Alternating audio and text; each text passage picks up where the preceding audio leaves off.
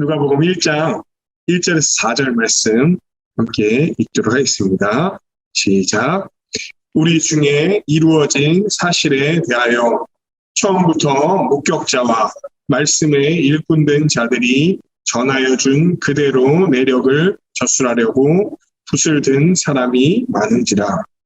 그 모든 일을 근원부터 자세히 미루어 살핀 나도 데오빌로 각하에게 차례대로 써 보내는 것이 좋은 줄 알았느니 이는 각하가 알고 있는 바를 더 확실하게 하려 함이로라. 아멘. 네.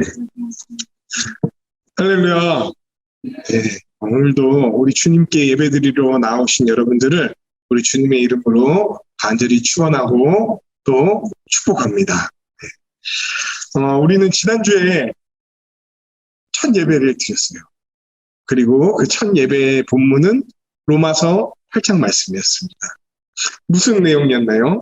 라고 이렇게 물어보는 거는 한국교회에서 굉장히 예의 없는 행동이다 라고 이제 얘기를 하는데, 그래도 우리 한번 기억할 수 있는 대로 기억을 해본다면, 또 아까 제가 대표 기도할 때에도 잠깐 이제 이야기를 했었는데, 기억해 본다면 주제는 이런 거였습니다. 성도 혹은 그 성도들의 모임인 교회는 어려움 속에서도 그 어려움을, 그리고 그 고통을 이기고 뚫고 헤쳐나갈 수 있다. 우리가 교회로 존재할 때 그 모든 어려움들을 해결해 나갈 수 있다. 이제 이런 내용이 주된 내용이었어요. 그럼 어떻게 고난 속에서도 교회는 담대할 수 있습니까? 어떻게 그 모든 것들을 이기면서 나아갈 수 있습니까? 정신력이 그냥 훌륭한 사람들이 모여갖고 막 다 해치면서 나아가나요? 네. 여러분들이 여러분 스스로를 잘 보시면 아시겠지만, 뭐 다른 사람 보지도 마세요. 자기 스스로에 대해서 생각해 보세요. 되게 뭐 스스로를 대단하다 평가할 수도 있고, 뭐 아니라고 평가할 수도 있지만, 사실 진실하게 자기를 돌아볼 때 우리 한 사람 한 사람이 얼마나 약한 자들인지 우리는 충분히 바라볼 수 있습니다. 자기가 약한 자라고 생각하지 않는 사람들 있잖아요. 자기가 아주 강하다고 생각하는 사람들은 여기에 안 있습니다. 그리스도에게 나오지도 않아요. 자기 힘으로, 자기 주먹으로, 자기 손으로 이 모든 것들을 헤쳐나가려고 하죠. 그게 불가능함에도 불구하고 그렇게 하면서 한평생을 아둥바둥하면서 살아가다 고통 속에 끝난다는 거예요. 그런데 우리는, 이렇게 약한 우리는 어떻게 고난을 헤쳐나갈 수 있었냐? 바로 고난에서 보호받는 하나님의 백성이 되었기 때문이다. 믿음으로 말미암아 우리 주 예수 그리스도 안에서 고난 속에서도 보호받고 고난 속에서도 담대하게 살아갈 수 있는 능력과 자격을 얻은 교회가 되었기 때문이다 라고 부부는 이야기를 했습니다. 또 어떤 이야기를 했습니까? 구원의 완성이 우리에게 이루어질 것을 확증하는 누구를 부어주셨냐면 성령님을 우리 가운데 부어주셨다.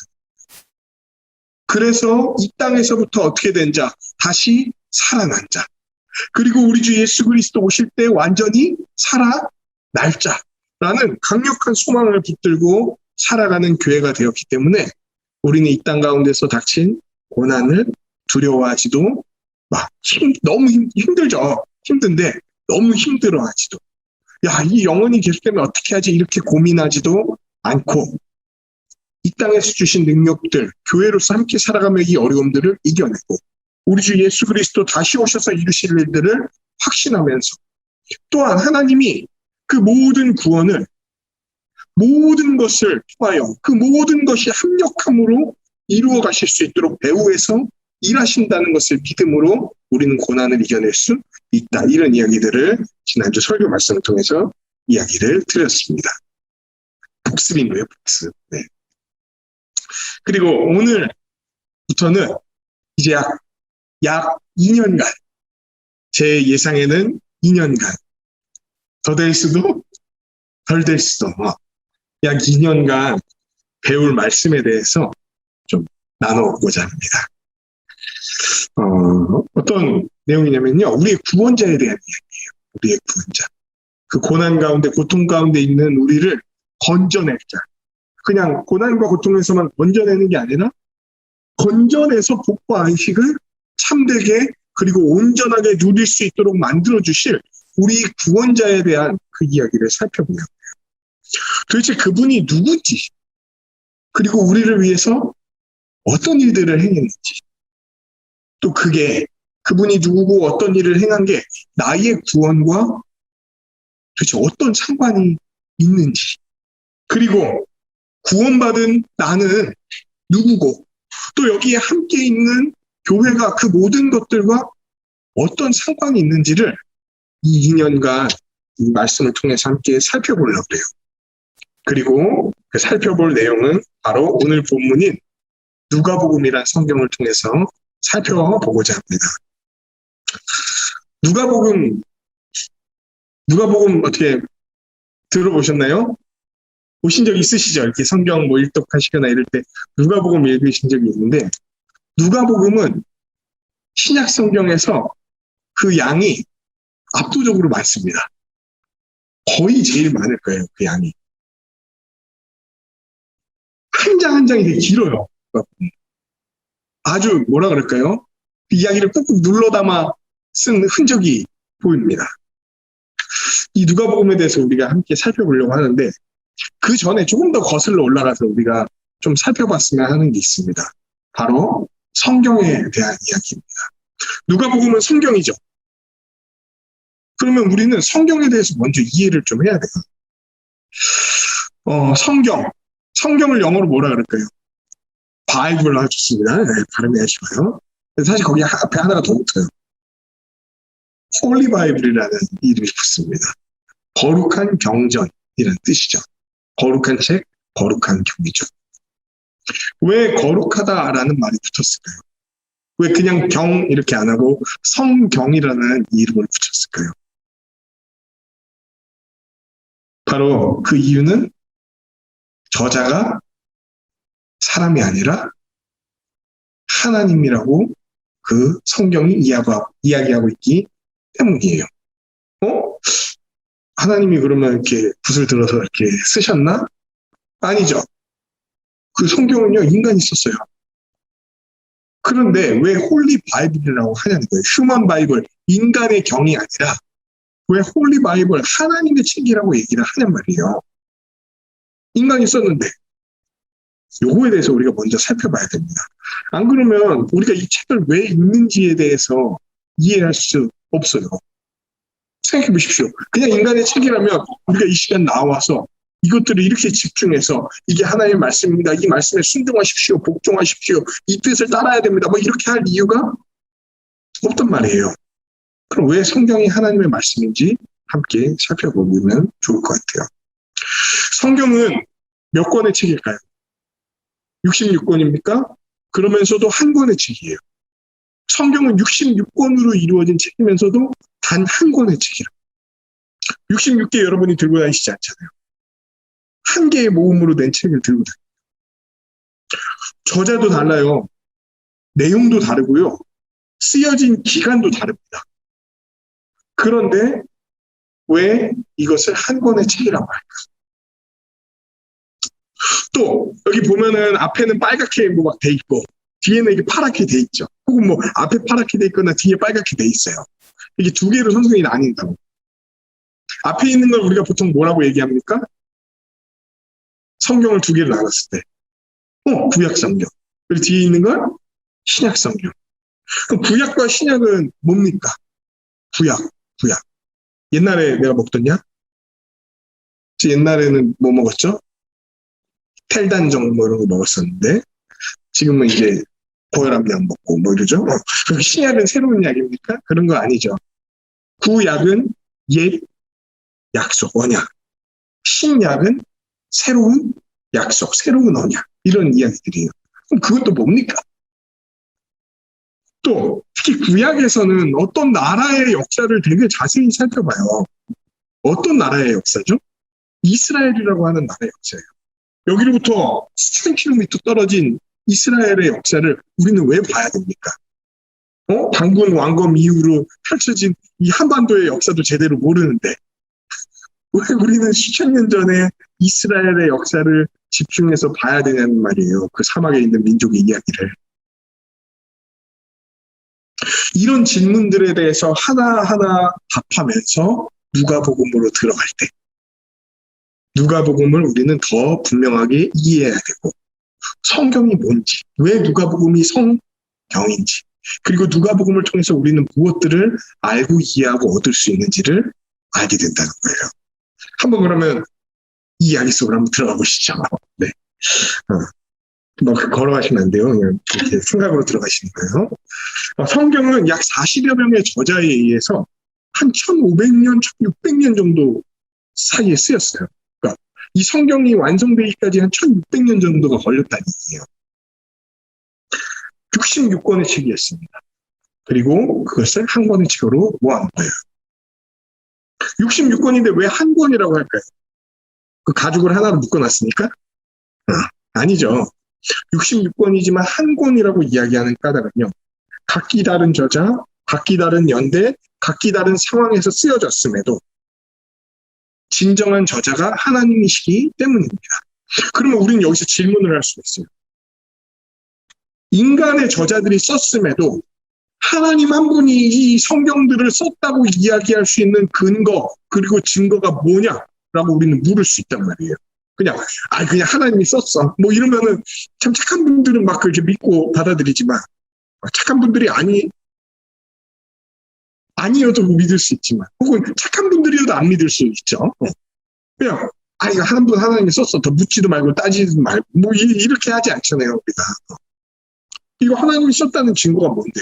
하나님이 그들에게 영감을 줬다는 증거가 뭔데? 그들의 마음에 감동을 줘서 그걸 썼다는 증거가 도대체 뭔데? 누가 그렇게 물어보면 여러분은 뭐라고 대답하시겠습니까?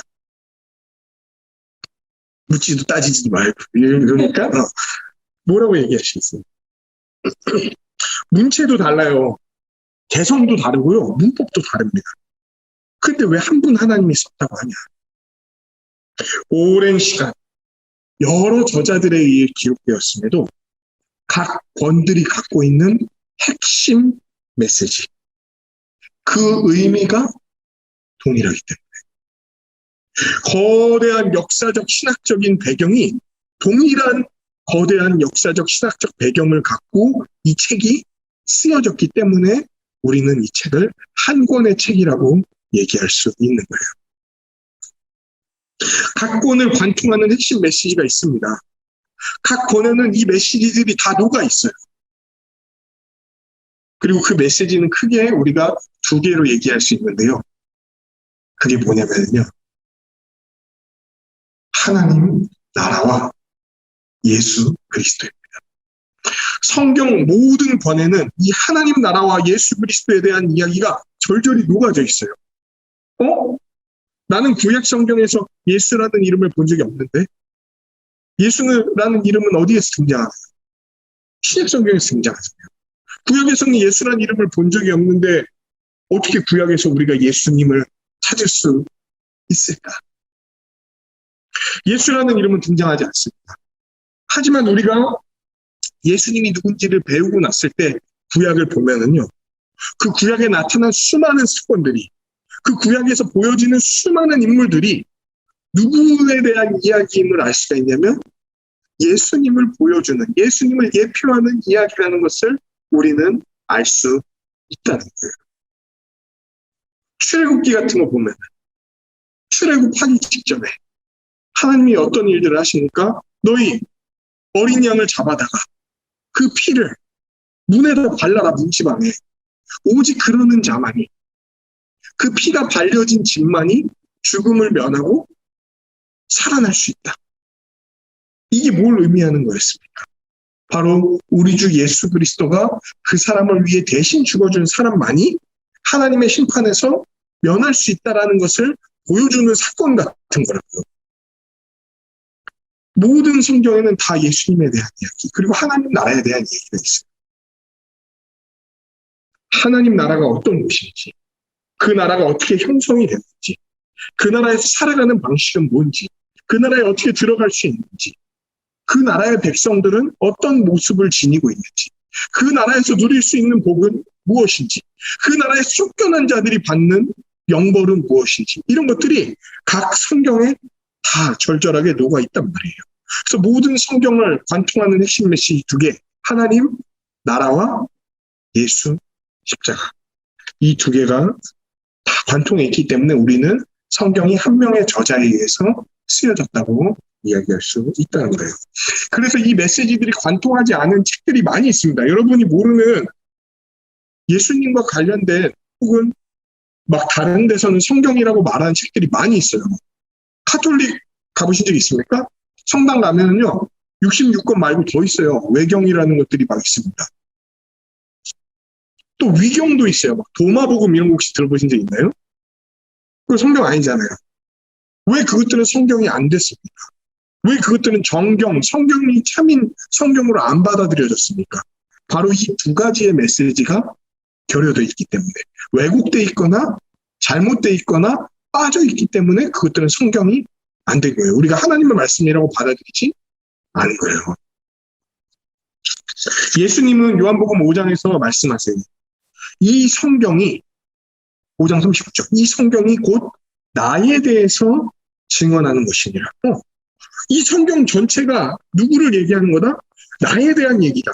그렇다면 우리는 성경을 볼 때마다 누구를 기억하고 떠올리려고 해야 됩니까? 예수 그리스도. 그러니까 성경을 이해할 때 맨날 이런 식으로 할 수 없어요. 여러분도 많이 어렸을 때 들어오셨겠지만 우리 다윗처럼 용기를 가집시다. 그래서 그냥 용기를 갖고 골리앗과 싸웁시다. 뭐 이런 얘기들 많이 들어보셨죠. 사실 그 이야기에서 우리는 누군 줄 아세요? 그 골리앗 나와갖고 쫄아서 저 뒤에 가서 골리앗이 조롱조롱을 해도 한 걸음도 못 나오고 고개 쳐박고 있는 이스라엘 백성들이에요. 다윗이 아니야. 그러면 그 어려 보이고 약해 보이는 그 다윗이 나가서 골리앗을 한 방에 때려 눕히고 그의 칼을 뽑아서 그의 목을 잘라버리는 그 모습은 누구에 대한 이야기냐면 예수 그리스도에 대한 이야기예요. 그 후에 어떤 일이 일어나는지 아십니까? 백성들이 용기를 얻어서 블레셋에게 나아갔다. 그러니까 우리가 성경을 볼 때 누구를 중심으로 이해를 해야 되냐면 예수 그리스도를 중심으로 이해해야 된다는 거예요. 이 놀라운 이야기들을 제가 말씀드리고 있는 겁니다. 모든 성경을 이해할 때는 하나님 나라와 예수 그리스도에 대한 생각을 이해해야 돼요. 바꿔서 얘기한다면 하나님 나라와 예수 그리스도에 대해 잘 안다면 그때부터 모든 성경을 진짜 잘 이해할 수 있고 풍성하게 바라볼 수 있게 될 거예요. 그래서 이제 여러분들이 주내원이 되고 교육을 새롭게 받기 시작하면은 복음의 기초라는 책을 교육받게 될 겁니다. 그 복음의 기초의 부제목이 뭐냐면요. 하나님 나라와 예수 십자가 복음이에요. 왜 그 두 개의 타이틀이 붙었는지 이제 여러분은 이해하시게 될 겁니다. 이거 잘 배우면 성경을 더 잘 이해할 수 있게 되는 거죠. 그러므로 오늘의 본문인 누가복음. 이 누가복음은 하나님 나라와 예수 그리스도에 대해서 잘 보여주고 있습니다. 누가복음을 이해할 때 성경 전체를 이해할 수 있는 틀을 여러분들은 갖추게 될 거예요. 제가 아까 질문 던졌던 것 중에 이런 게 하나 있었죠. 성경을 두 개로 나눈다면 뭐와 뭐로 나눌 수 있다? 구약과 신약으로 나눌 수 있다 그랬죠. 구약, 옛 약속. 이 옛 약속이 다루는 내용들은 뭡니까? 네, 가장 처음 보면은 어떤 성경이 나오죠? 창세기가 나와요, 창세기. 하나님이 세상을 지은 그 사건. 천지를 창조한 사건. 근데 실제로 보니까 천지에 대한 창조는 곧 뭐에 대한 창조였습니까? 뭐를 만든 거였나요? 하나님 나라에 대한 얘기였어요. 하나님이 사람과 함께 거하시면서 그들을 다스리시고 그들이 순종하면서 복과 안식을 누리는 그 복된 나라에 대한 이야기였다고. 단순히 하나님이 세상을 만들었다 정도가 아니라 그 만든 세상에 너희를 두고 너희가 그 가운데서 순종하면서 나아갈 때 내 복을 마음껏 누리면서 내 복을 풍성히 누리면서 아주 복되게 아주 행복하게 살아가는 그 세상을 내가 지었다는 얘기였어.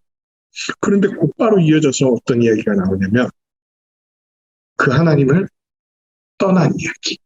아니 자기가 하나님이 되기 위해서 하나님을 살해 시도하려고 했던 그 이야기. 그로 말미암아 순종해야 될 자가 반역을 일으켰기 때문에 그 나라에서 추방당할 수밖에 없었던 이야기. 그에게 있었던 생명이 사라져버린 이야기. 생명이 사라졌기 때문에 온갖 고통과 두려움 가운데 노출될 수밖에 없었던 이야기가 펼쳐지는 거예요. 그리고 시간이 흐르면 흐를수록 그들의 죄는 더해지고 더 악랄해지고 악해지는 모습들로 쭉 나아가.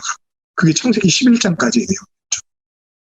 그런데 하나님은 그 악해 빠진 자들, 세상을 다 뒤집어 엎어서 쓸어버려야 마땅한 자들, 한번 사실 엎으셨죠. 노아의 홍수를 통해서. 근데 완전히 끝장내야 되는데, 그들을 끝내지 않으시고, 내가 너희를 향한 계획을 포기하지 않았다. 내가 너희를 그냥 이대로 멸망하게 내버려두지 않을 거다라고 말하면서 젊고 멋진 청년이 아니라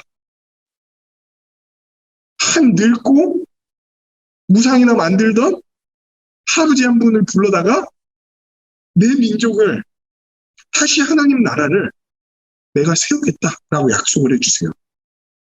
그 할배의 이름이 바로 아브라함이에요. 아브라함. 여러분이 많이 들어보셨던 아브라함입니다. 그리고 약속해요. 그 태가 끊어져 버린 아브라함에게 하나님은 참 어떨 때 보면 되게 코미디언 같아? 이런 느낌이 들어요. 태가 끊어졌어. 그러면 더 이상 뭘 할 수가 없다는 얘기입니까? 자녀를 낳을 수가 없어요. 근데 뭐라고 약속해 주신 줄 알아요? 너와 너의 자손이, 태가 끊어진 양반한테 너와 너의 자손이 내 나라를 다시 받게 될 거다. 하나님 나라를 다시 소유하게 될 거다라는 약속을 해주신다. 기가 막힌 이야기죠. 태가 끊어진 자가 어떻게 자녀를 낳습니까? 근데 놀라운 일은 그의 태가 열리고 하나님이 주신 자녀가 그 나라를 받게 되는 약속을 받고 성취되는 모습들이 나타나기 시작된다는 거예요. 그리고 그 아브라함의 자녀들은 몇백 년에 걸쳐서 약 200만 명이 되는 자손들로 형성됩니다.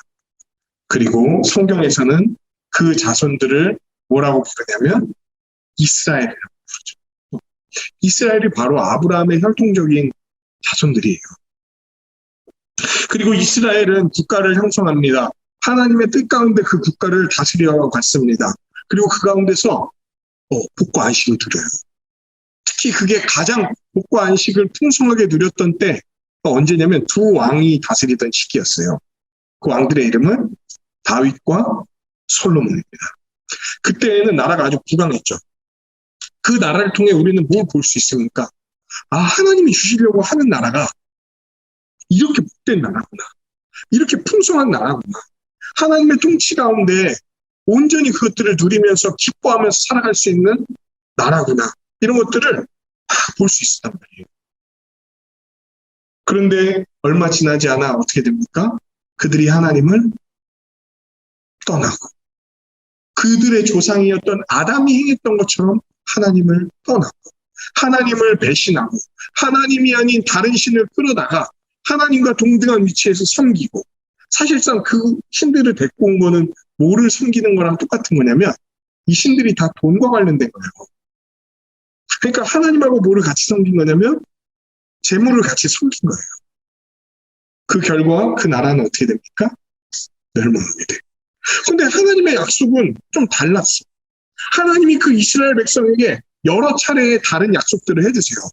그 중에 하나가 뭐냐면 내 나라는 멸망하지 않고 영원한 나라, 영원한 왕이 다스릴 거다라는 약속을 해줬는데 그 이스라엘 나라가 멸망해버렸다.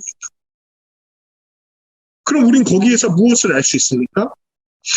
이 이스라엘 나라가 하나님 나라가 어떤 곳인지를 잘 보여주었지만 하나님 나라 그 자체는 아니구나. 이것은 뭐냐? 모형이었구나라는 것을 알게 된 거죠. 이분이 아주 잘 배운 분이에요. 제 중고등부 교사였거든요. 모형이라는 걸 알게 된 거예요.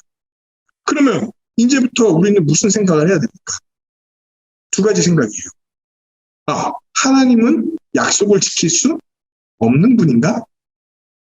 아니면 하나님이 약속을 반드시 지키는 분이라면, 그동안 약속을 지켜오셨다면 이 약속을 반드시 지키시겠구나. 하나님 나라가 세워지겠구나. 이 약속을 기억해야 돼요. 이스라엘의 멸망과 더불어서 구약 성경은 끝이 납니다. 그리고 400년 뒤에 하나님이 이 땅 가운데 한 사람을 보내주세요. 그 사람은 역사 속에 나타나서요, 하나님이 구약에서 약속하셨던 모든 일들을 하나하나 이루기 시작합니다. 그분은 약속의 성취였어요. 그리고 약속을 완성시킬 분이었어요. 구약에서 애매하게 드러났거나 분명하게 보이지 않았던 약속과 내용들이 그분의 삶과 그 모습을 통해서 분명하게 나타나기 시작했어요. 그는 무엇을 가지고 온 분이었냐면 하나님 나라를 이 땅 가운데 가지고 온 분이었어요. 그리고 어떻게 그분을 통해 그 나라에 들어가는지를 보여준 분이었어요. 그리고 그 나라에 들어간 백성의 삶이 어떤 삶인지를 그의 삶을 통해서 또한 보여주는 분이었어요. 이 땅에서 우리가 고난을 당하면서도 어떤 복을 누릴지를 보여준 분이었고, 또한 완전히 우리가 얼마나 복된 상태로 변하게 될지를 그의 삶을 통해 나타낸 분이었다는 거예요. 그게 신약에 대한 이야기입니다. 그리고 그 신약 안에서도 제일 앞에 있는 4가지의 성경, 마태, 마가, 누가, 요한이 쓴 책을 우리는 뭐라고 부르냐면 복음서라고 부릅니다.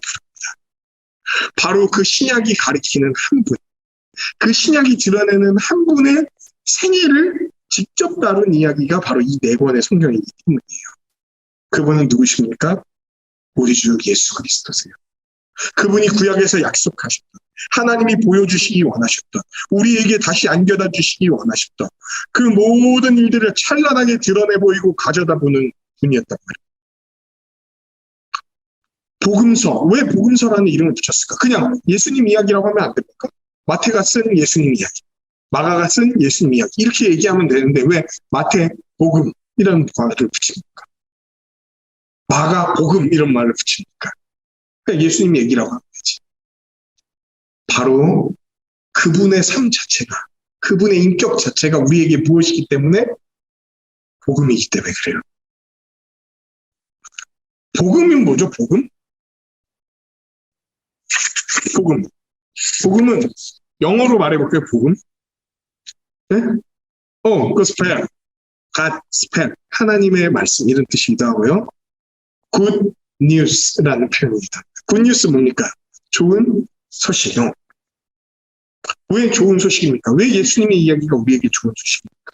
복음이라는 건요, 가장 복되다는 건요, 최악의 상황에 놓인 자가 가장 복된 지복의 상태로 옮겨지는 그 이야기가 가장 복된 이야기예요. 최악의 상황 가운데 처해있던 자가 가장 복된 상태로 놓여지게 되는 게 복된 소식이에요. 그리고 누가 그 일을 이루냐면 우리 주 예수 그리스도가 그 일을 이루신다라고 하기 때문에 그분의 이야기를 복음이라고 이야기합니다. 모든 복과 안식, 평화와 행복이 또 서로 돕고 사랑하는 것이 충만한, 누구 한 명도 소외받지 않고 고통받지 않았던 그 하나님 나라에서 쫓겨나서 받았던 복의 정반대가 저주로 펼쳐진 이 세상 가운데 놓여진 우리를 하나님이 다시 건져내는 이야기, 그리고 그들을 건지기 위해서 보내주신 그 한 사람의 이야기가 바로 복음서의 이야기인 거예요. 쉼없는 고통, 그리고 끝없는 슬픔들, 그 지난한 아주 외로움들, 그리고 삶의 사투의 현장에서 건져내기 위해 하나님이 보내주신 그 한 사람의 이야기, 그게 바로 복음서인 거예요. 근데 아까 복음서가 총 몇 개라고 말씀드렸죠, 여러분? 4개라 그랬어요. 마태와 마가와 누가와 요한 사도가 쓴 복음서가 있어요. 각각의 복음서는 동일한 한 분인 예수님에 대한 이야기를 그려내고 있습니다. 하지만 내용이 다 다릅니다. 물론 비슷한 얘기들도 있어요. 같은 이야기도 있고요. 하지만 서로 다른 이야기들이 있습니다. 각기 다른 관점과 목적을 지니고 예수님의 이야기를 썼기 때문에. 그래서 여러분이 각각의 복음서를 읽으실 때 있잖아요. 또 그 복음서를 연구하실 때마다 정말 풍성한 예수님에 대한 이야기들을 이해할 수 있을 거예요. 마태복음과 요한복음은 정말 많이 다릅니다. 더 이 생각들을 갖고 있는 복음서를 여러분이 접하시게 되면요, 아주 풍성한 이해들을 갖게 되실 겁니다. 그러면 여기 질문 하나를 더 하도록 하겠습니다. 왜 우리는 누가복음을 봐야 될까? 이 복음서 중에서. 많고 많은 복음서 중에 왜 누가복음을 봐야 될까? 목사님, 마가복음을 보면 안 됩니까? 네, 됩니다. 마태복음도 괜찮아요. 그런데 왜 우리는 누가복음을 보려고 하냐? 일단 복음서 자체가 굉장히 흥미진진합니다. 예수님의 이야기를 다룬 내용 자체는 늘 흥미진진해요. 한자 한자 볼 때마다 그분의 놀라운 정체성이 드러나. 그리고 그분이 이루신 위대한 사역들이 우리 눈앞에 생생하게 나타난단 말이에요.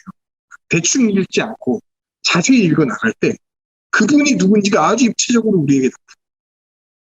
또 되게 우리의 상황을 보여주는 아주 익숙한 상황임에도 그분이 내리는 아주 생경한 판단들, 우리의 판단과는 전혀 다르고 돌아봤을 때 아주 탁월한 판단들을 우리가 살펴볼 수 있기 때문에 복음서를 이해하는 것은 아주 중요합니다. 그리고 무엇보다 이 복음서는 우리의 구원과 긴밀하게 연결되어 있어요. 사람에게 구원보다 더 중요한 게 뭡니까? 우리가 하나님 나라에 들어가는 것보다 더 중요한 게 뭡니까? 열심히 돈을 번다 한들 돈이 중요하지 않다는 게 아니에요. 중요합니다. 그런데 돈을 열심히 번다 한들 오늘 밤 주님 만남에 이 땅에서 쌓아놓은 게 어떤 의미가 있습니까? 우리 주님을 뵙는 것, 다시 그 나라에 들어가는 게 우리 인생에 있어서 이뤄야 할 최우선의 목표의 순위란 말이에요. 그러니까 그 내용들을 충분히 다루는 복음서를 이해하는 건 우리에게 있어서 너무나 중요한 얘기일 거예요. 그러므로 우리 교회가 이 이야기를 함께 보는 것은 되게 타당하고 마땅한 일이다라는 것들을 말씀드리려고 해요. 그리고 드디어 오늘의 본문에 대한 이야기를 하려고 합니다. 오늘 우리가 같이 읽었던 누가복음 1장에서 1장 1절에서 4절까지의 이야기는 누가복음의 선 첫 번째 이야기, 그 누가복음의 포문을 여는 이야기라고 우리는 알고 있습니다. 누가복음 전체에 도대체 어떤 내용이 담겼는지, 그리고 이 누가복음이 누구를 위해 쓰였는지, 그리고 왜 읽어야 되는지, 이것들을 이 서원이 담고 있어요. 누가복음 전체의 내용, 그 누가복음의 수신자가 누군지, 그리고 이 누가복음을 왜 읽어야 하는지. 누가복음에 어떤 내용이 담겨 있냐를 살피기 전에 먼저 저자를 한번 생각해 보시죠. 누가복음의 저자는 누구일까요? 누가복음의 저자는 누가라고 알려져 있습니다. 사실 누가 썼냐 이러면 누가가 썼는데 왜 이렇게 많을 수밖에 없는 사실 누가 썼는지가 누가복음에는 안 나와요. 누가 썼냐 막 이런 거 왜 누가 썼는지 몰라. 그런데 초기 교회들 있잖아요. 1세기, 2세기에 세워졌던 교회들, 그리고 수천 년간 교회 역사를 통해서 이 복음서가 누구에 의해 쓰여졌다고 내려왔냐면 누가에 의해 쓰여졌다고 내려왔어요. 그래서 이름 자체도 누가복음이 된 거예요. 근데 누가는요, 또 한 권의 성경을 썼다고 알려져 있습니다. 누가가 2권의 성경을 썼다고 알려져 있어요. 무슨 성경을 썼을까요? 네, 누가는요, 사도행전을 쓴 사람으로 알려져 있습니다. 사도행전에도 누가가 썼다는 얘기가 없는데, 누가복음과 사도행전의 그 수신자 있잖아요. 그 편지를 받는 사람이 동일한 사람입니다. 나중에 제가 좀 이따 얘기할 텐데요. 데오빌로라는 사람이요. 누가복음을 받는 사람이기도 하고 사도행전을 받는 사람이기도 해요. 그래서 우리는 이 누가복음과 사도행전이 동일한 저자에 의해 쓰여졌다고 믿습니다. 그리고 실제로 누가복음의 이야기가 자연스럽게 사도행전의 이야기와 연결되어 있어요. 여기서 잠깐 스포일러를 하나 하자면 2년 동안 누가복음 설교를 하고 끝나게 되면은 아마도 사도행전으로 넘어가서 설교를 하게 될 거예요. 왜 누가가 이걸 누가행전이라고 불리기도 하거든요. 누가복음에서부터 사도행전에 이르기까지 이 예수님과 교회에 대한 이야기를 어떻게 연결하려고 했는지, 그리고 그 예수님이 걸어가신 십자가의 길이 어떻게 교회에게로 넘어와서 그 저 로마 제국의 허름한 예루살렘이라고 하는 그 마국간에서 시작된 이야기가 사도행전 맨 끝에 로마라는 도시로 들어가는 바울의 이야기가 끝나는지, 그 제국의 심장부로 들어가는 이야기가 끝나는지, 이런 것들을 하나씩 알려드리고자 합니다. 누가는요, 의사였대요, 의사. 그러면서 사도 바울의 친구였다고 합니다. 혹은 동료, 제자였다고 불리기도 해요. 함께 선교여행 다니면서 붙들어줬나 봐요. 특히 이제 여러분들 아시다시피 바울은 지병이 많은 분이었습니다. 그래서 이렇게 의사 양반하고 같이 다니는 게 어떻게 그분의 선교 사역에 있어서는 유리하지 않았을까 싶어요. 이 누가복음과 사도행전의 필체는 거의 동일하고요. 의학 용어들이 많이 사용되는 것을 통해 봤을 때, 이거 누가가 쓴 게 맞구나라는 것들을 살펴볼 수 있습니다. 누가복음은 언제 쓰여졌는지 정확히 알 수 없어요. 한 AD, 그러니까 기원 후 60년경에서 한 80년경 사이, 예수님 돌아가시고 나서 한 30년에서 50년 정도 지난 후에 쓰여졌다고 이제 이야기를 하고 있습니다. 정확히 언제 쓰여졌는지는 잘 모릅니다. 하지만 우리는 본문의 내용을 통해서 정확히 언제 쓰여졌는지는 몰라도 이 내용이 갖고 있는 의미가 얼마나 중요한지 살펴볼 수 있게 될 겁니다. 1절 한번 보시죠. 1절. 우리 중에 이루어진 사실에 대해서 누가는 쓰기 시작했습니다. 이루어진 사실이란 말을 통해 우리가 알 수 있는 게 뭡니까? 이루어졌다라는 것은 뭔가 사전에 예언되었다거나 혹은 약속된 내용이 어떻게 된 거? 성취되었음을 말해주는 표현이에요. 이루어졌다. 그렇죠? 이게 영어로 말하면 dreams come true. 꿈이 이루어졌다. 이렇게 얘기할 수 있는 거잖아요. 뭔가가 이루어진 거야. 이전에 얘기했던, 계획되었던 뭔가가 이루어진 이야기를 누가는 쓰고 있는 거예요. 누가복음에 나온 내용은요. 어느 날 갑자기 예수님이 나타나서 우연하게 등장해갖고 우연하게 어떤 일들을 일으키고 우연한 놀라운 사건들을 적어놓은 책이 아니라는 거예요. 그분의 등장부터 그분이 누구고 그분이 행하신 일이 이미 다 언제? 구약에서부터 선포되었던, 예언되었던, 드러났던 일이 드디어 성취가 되었다라는 것들을 보여주는 이야기인 거예요. 누가복음의 이야기는 갑자기 나타난 일이 아닙니다. 다 구약에서 약속됐던 일이 벌어진 거예요. 하나님의 약속이 하나하나 성취되는 일들이 벌어지는 거예요. 그래서 누가복음을 이해할 때는요. 사전에 연결되는 이야기들과 함께 연결시켜서 이해하는 게 되게 중요합니다. 누가 이 약속을 했습니까? 누가 예언을 했습니까? 누가 그 예수님에 대한 것들을 미리 알려주고 보여주셨습니까? 하나님이시죠. 그렇다면 우리는 누가복음의 내용을 따라가면 따라갈수록 뭐에 대해 알 수 있는 줄 아세요? 하나님이 이 약속들을 얼마나 지키시는가, 이 약속들을 얼마나 신실하게 이루어오시는가를 누가복음을 보면 볼수록 알게 된다는 거예요. 우리 중에 이루어진 사실에 대하여 내가 정말 하나님이 그 약속들을 신실하게 지키신 사건들에 대해서 내가 얘기를 합니다. 그러니까 우리는 본문을 볼 때마다 감격할 수밖에 없어요. 하나님이 약속하셨던 게 오늘도 또 이루어집니다. 오늘도 또 이루어집니다. 그리고 또 이루어지겠구나. 와, 이 약속이 도대체 성취가 될까? 이 놀라운 약속이 우리에게 적용이 될까? 예수가 이뤘다. 예수가 이뤘다.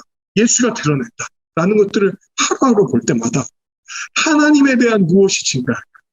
그 신뢰도, 하나님에 대한 믿음이 우리는 날마다 자라갈 수밖에 없어요. 여러분, 누구를 신뢰합니까? 어떤 사람을 우리는 믿습니까? 말 한 발을 지키는 사람들. 말 한 발을 이루어가는 사람들을 우리는 신뢰하지 돼요.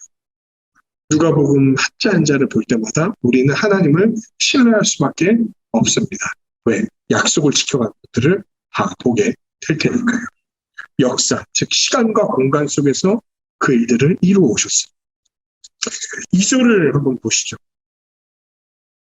처음부터 목격자와 말씀의 일꾼이 된 자들이 전하여 준 그대로 내력을 저술하려고 붓을 든 사람이 많은지라 라고 돼 있죠. 목격자 그리고 말씀에 일꾼된 사람들이 많이 있어요. 그리고 그들이 전하여 준 내력들을 저술합니다. 하나님의 약속을 성취한 예수 그리스도에 대한 증인들이 많이 있습니다. 수많은 증인들이 있습니다. 예수님의 삶, 죽음, 부활, 승천을 본 수많은 목격자들이 있고 그 목격한 바를 말씀으로 전하여 준 수많은 사람들이 있었습니다. 이 책의 저자 누가는요, 그 목격자들을 많이 만났던 것 같아요. 그리고 그 목격자들의 증언을 수집하고 정리해서 그리고 직접 자기가 경험한 그 예수님에 대한 이야기들을 잘 모아서 이 책을 하나님의 영감 가운데 작성했습니다. 그러므로 우리가 누가복음을 봤을 때 초월적인 얘기들이 있죠. 이렇게 과학으로 막 다 설명되지 않는, 과학으로 증명할 수 없는 이야기들이 누가복음에 많이 적혀 있어요. 그런데도 왜 우리는 그거를 더 신뢰하고 확신할 수 있냐면 하나님이 약속을 지켜왔기 때문도 있고 이 이야기에 수많은 증인들이 있기 때문이에요. 그래서 여러분 누가복음 볼 때 이 말이 돼? 이게 이루어진다고 생각해? 이렇게 생각하실 필요가 전혀 없습니다. 믿음으로 그냥 수납하시면 돼요. 왜? 하나님이 약속을 지켜왔을 뿐만 아니라 이 일에 수많은 목격자들이 있으니까.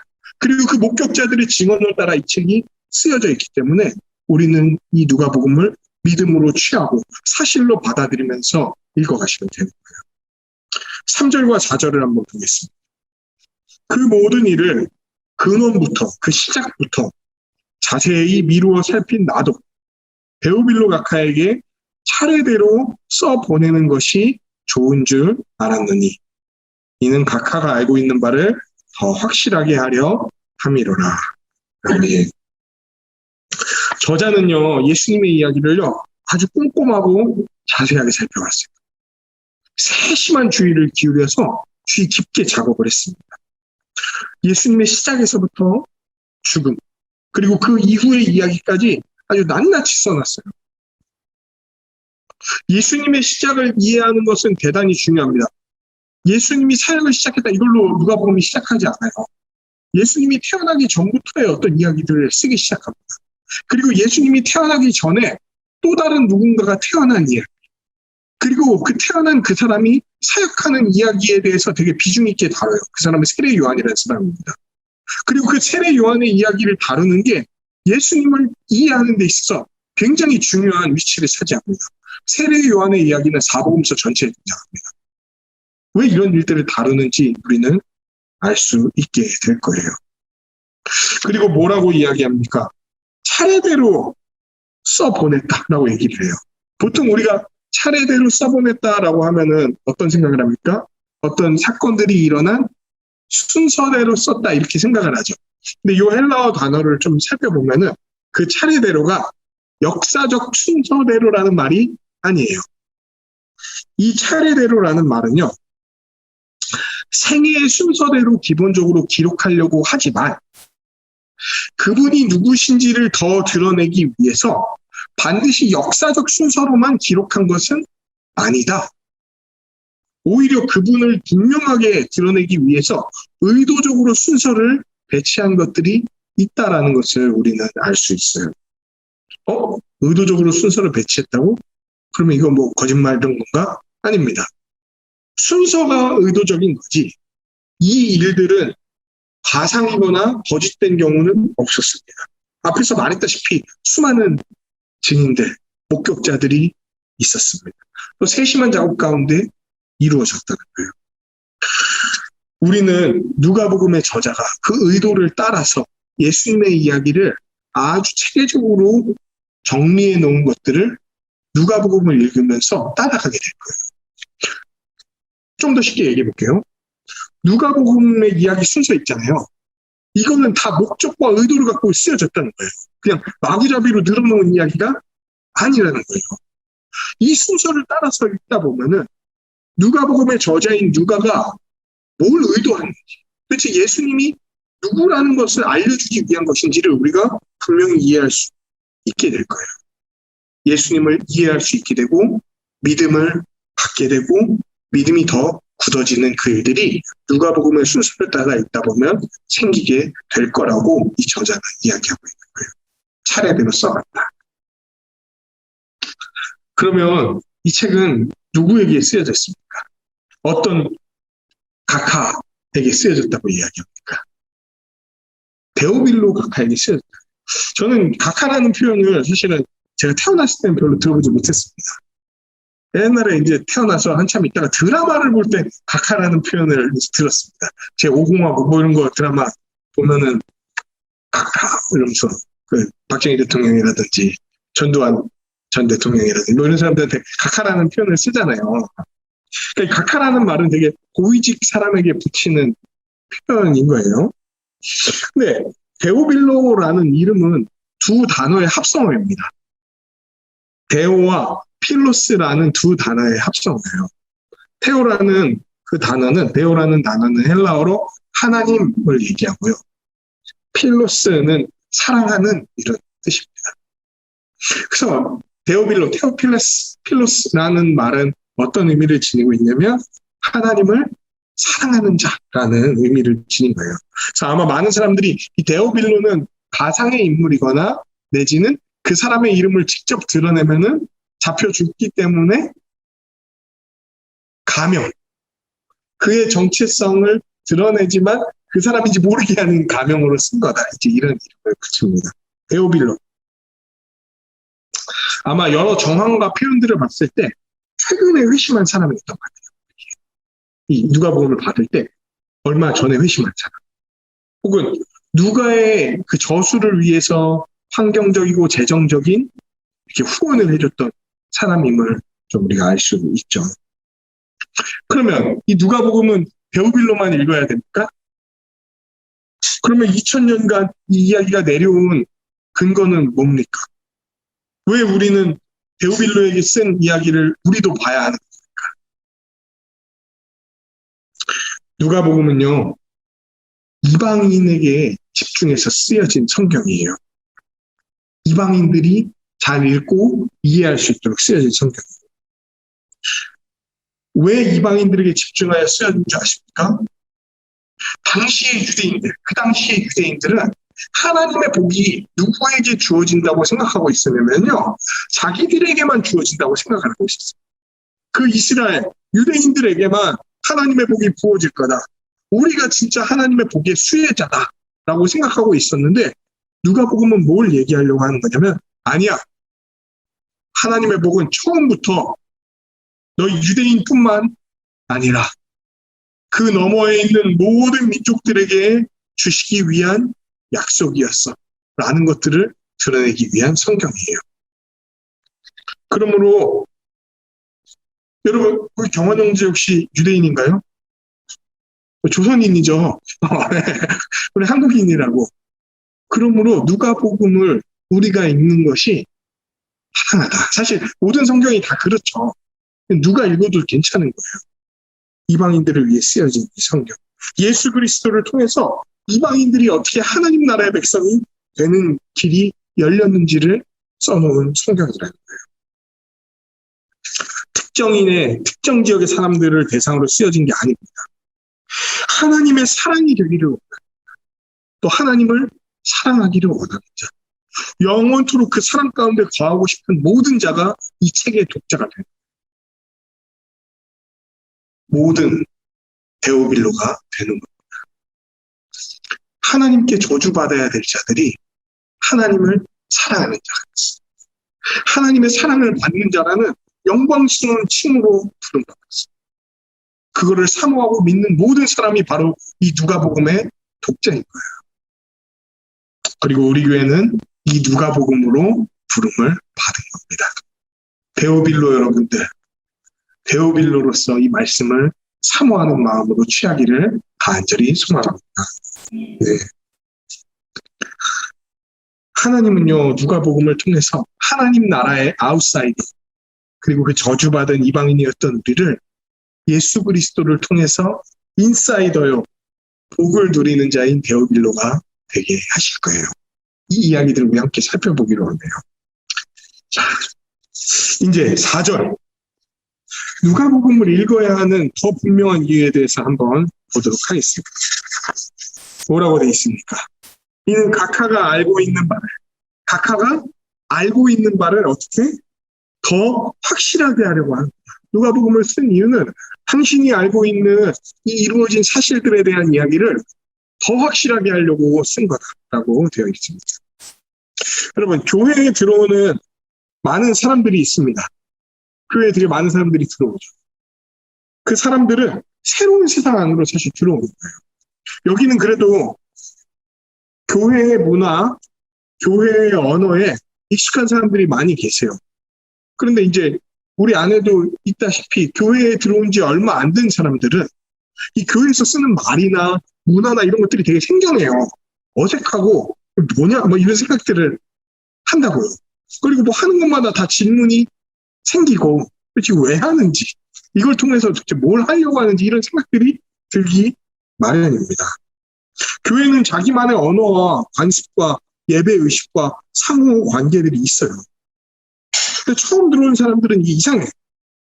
도대체 뭘 믿으라는 건지, 믿는다는 건 또 뭔지, 이 예식들은 어떤 의미고 왜 이 순서대로 되어 있는지, 설교는 어떤 내용을 다루는지, 왜 설교 말고도 또 다른 공부를 도대체 하라고 하는지, 정회원 제도는 뭔지, 또 세례는 왜 받고 성찬은 왜 하는지, 목사는 뭐고 장로는 뭐고 집사는 뭔지, 또 이게 왜 필요한지 이런 것도 모른다고. 교회를 다녀도 모르나요? 그러면 뭐 다시 배워야겠죠? 근데 이런 거 잘 몰라. 게다가 이렇게 들어온 사람들은요, 각자 자기의 생각을 갖고 교회로 들어와요. 그러니까 아무 생각 없이 나는 생각이 없다 이러고 막 교회 들어오는 게 아니고요, 자기만의 어떤 교회나 예수에 대한 생각을 갖고 이 교회 안으로 들어온단 말이에요. 오랫동안 교회 생활을 해오신 분도 있고 간 나오신 분도 있으세요. 많은 사람들이 자기만의 생각과 판단 기준을 갖고 나옵니다. 예수님은 이런 분이야 라는 어떤 자기만의 어떤 생각들이 있다. 또 교회는 이런 곳이고 교회는 이래야 돼 라는 어떤 생각들이 있어요. 그런데 그 생각들이요, 진짜 성경에서부터 온 건지, 아니면 자기가 그냥 그 전에 다녔던 교회가 그런 스타일로 해왔는데 그게 그냥 맞다고 생각하는 건지 구분도 하지 못한 채 그냥 갖고 와서 막 우겨. 이게 맞다고 막. 우리 교회가, 내가 다녔던 옛날 교회가 이랬다. 그러니까 이게 맞는 거야. 그게 맞으려면 뭐하고 비교했을 때 그 원리가 드러나야 됩니까? 성경. 되게 달라요. 예수님에 대해서도 여러분 생각하는 게 다 달라요, 사람들이. 막 어떤 사람들은 그냥 하나님이 쥐 잡듯이 사람 잡아다가 해 똑바로 안 해? 막 이래갖고 그냥 막 달달 볶는 하나님이라고 생각하는 분도 있고, 어떤 분은 우리가 죄 짓는 거에 대해서 전혀 터치도 안 하고 모든 사람을 구원하고 우리를 그냥 잘 되게 하는 사랑과 위로의 하나님일 뿐이라고 생각하는 사람도 있고, 이런 것들을 한쪽으로만 편향되게 생각하는 것들은 다 뭡니까? 하나님에 대해서 제대로 이해하지 못하는 것들이죠.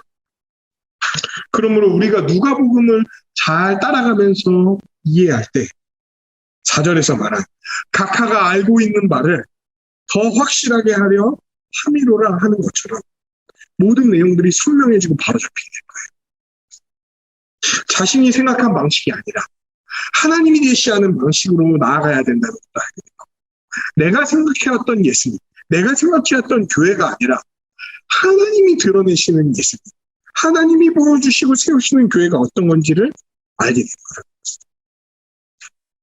하나님과 그분의 계획에 대한 무지들이 다 거치게 될 거고요. 나의 왜곡된 생각들이 바로잡히게 될 거고, 하나님의 생각과 계획과 방식과 그 과정과 결과가 우리를 완전히 인도하고 덮어서 나아갈 거예요. 이 놀라운 이야기에 초대된 여러분들을 진심으로 축하합니다. 네. 마지막으로 좀 이 얘기를 좀 하려고 해요. 근데 여러분, 저를 보고 또 여러분을 보면 알다시피 우리 같이 거시기한 사람들이 이 이야기를 잘 이해하고 읽어나갈 수 있을까? 책 좀만 펴고 봐도 금방 이렇게 잠이 나를 부르는지 내가 잠을 부르는지 모르는 우리 같은 사람들이 이 말씀을 따라서 잘 이해하면서 갈 수 있을까? 그럼 어떻게 해야 됩니까? 지금부터 뇌 체조 뭐 이런 거 해야 되나요? 네. 걱정하지 마세요. 왜 제가 걱정하지 말라 그러냐면 그냥 뭐 전인권 노래처럼 그래요 아무 걱정 말아요 뭐 이런 게 아니고, 누가에게 성경을 쓰게 하신 그 성령님 있잖아요. 그분께서도 오늘에도 동일하게 계시고 역사하시면서 여러분들이 이 누가가 쓴 성경, 하나님의 감동으로 쓴 성경을 이해할 수 있도록, 믿을 수 있도록 도와주실 거기 때문에 그래요. 2000년 전에 계셨던 그 성령님이 오늘도 동일하게 우리 가운데 거하시면서 이 말씀을 잘 이해하고 믿을 수 있도록 도와주실 거예요.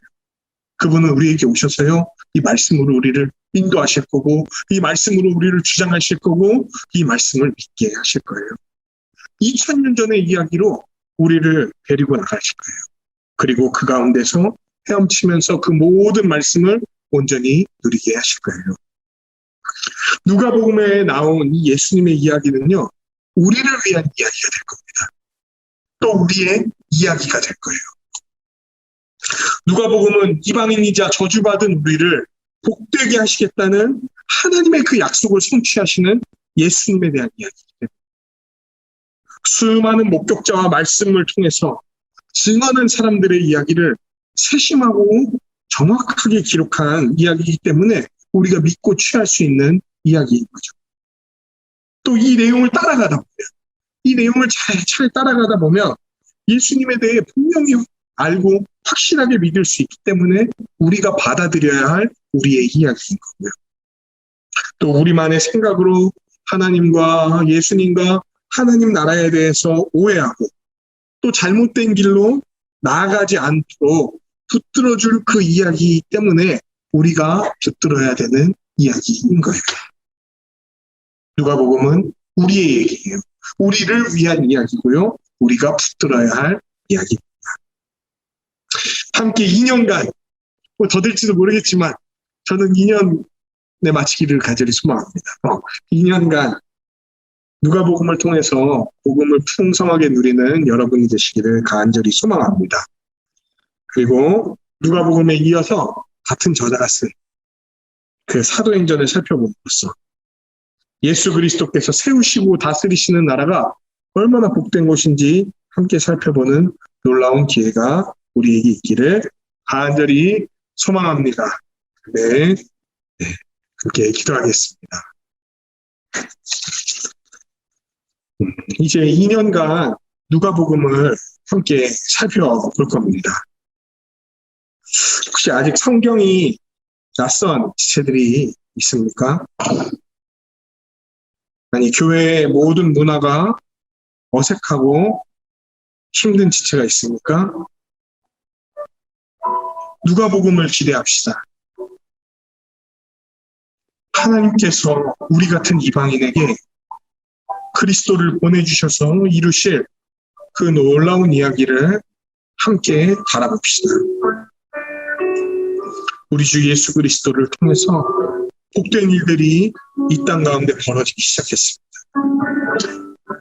지금도 진행되고 있고요. 또 완전히 진행될 거예요. 우리는 그저 기대하는 마음, 그리고 소망하는 마음, 듣는 바를 살펴보고 그대로 믿겠다는 그 순전한 마음으로 그분과 그분의 말씀에 나아가면 됩니다. 여러분, 이 말씀을 살펴볼 때 우리에게 어려운 상황도 있을 거고요. 힘든 상황도 벌어질 수 있어요. 하지만 하나님의 말씀을 선포하고 말씀대로 살아가고 말씀대로 우리를 붙들고 섬기고 돌보고 권면할 교회를 우리에게 붙여주셨습니다. 그리고 성령님께서 함께 하시기 때문에 어려움 속에서도 우리는 물러서지 않고 이 말씀을 온전히 볼 수 있을 것입니다. 교회를 통해 함께 누가복음을 배워가기를 원한다고, 겸손한 마음으로 이 말씀을 기대하고 받아들이기를 원한다고, 이 말씀을 통해서 이 말씀의 주인공인 우리 주 예수 그리스도를 통해서 하나님께서 주시는 놀라운 복을 누리기를 원한다고, 이 시간 함께 기도하며 나아가도록 하겠습니다. 같이 기도하시겠습니다. 하나님 감사합니다. 복음의 정수인 우리 주 예수 그리스도에 대한 이야기를 그 누가복음을 통해 직접적으로 함께 살피며 감격하고 또 순종하며 복을 누릴 기회를 허락해 주심에 감사합니다. 누가복음을 통해 우리 교회를 선하게 인도하실 주님을 기대합니다. 복음이 우리를 붙들 겁니다. 어려움 가운데 놓인 자들을 건져낼 겁니다. 낙심 가운데 빠진 자들을 세울 겁니다. 굳게 서 있는 자들을 교만하지 않고 겸손하게 고개를 숙이게 할 것입니다. 그저 하나님께 무한 감사하며 순종하는 자로 나아가게 할 것을 기대합니다. 하나님, 말씀을 통해 베풀어지는 하나님의 모든 통치에 오직 아멘으로 순종하는 우리가 되게 하여 주시옵소서. 귀 기울이게 하시고 들었던 말씀을 또다시 들으면서 개가 뼈를 몇 번이나 핥으면서 그 골수까지 씹어먹는 것처럼 우리 역시 말씀을 집요하게 물고 늘어지는 자들, 그 안에 있는 모든 하나님의 복을 충만하게 누리는 자들 되게 하여 주시옵소서. 늘 우리의 기대보다 풍성하고 넉넉히 주시는 하나님께 감사드리며 모든 말씀 우리 주 예수 그리스도의 이름으로 기도합니다. 아멘.